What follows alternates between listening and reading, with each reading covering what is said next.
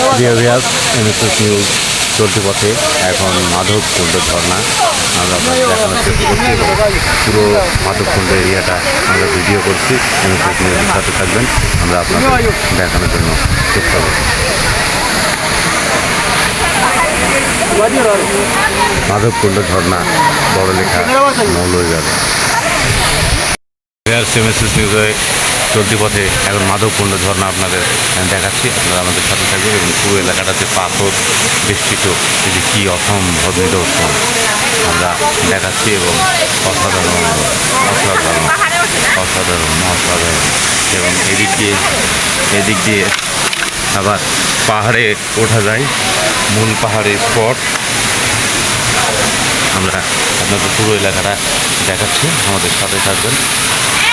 এইখান দিয়ে পাহাড়ে ওঠা যায় এবং পাহাড়ের যে ভিউ কি অসাধারণ সুন্দর এবং অসাধারণ দৃশ্য তাদের দেখাচ্ছি, আমাদের সাথে থাকবেন। বড়লেখা উপজেলার মৌলভীবাজারের মাধবকুণ্ড ঝর্ণায় আমরা সামনের দিকে এগিয়ে চলছি, ঝর্ণার দিকে সাথেই থাকবেন।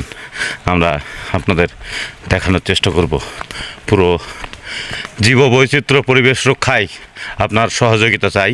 এখানে পাতা গাছপালা কেউ নষ্ট করবেন না এবং জীববৈচিত্র্য সংরক্ষণে সবাই সহযোগিতা করুন।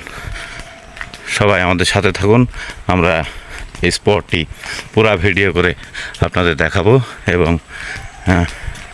এখানে একটা পাথরের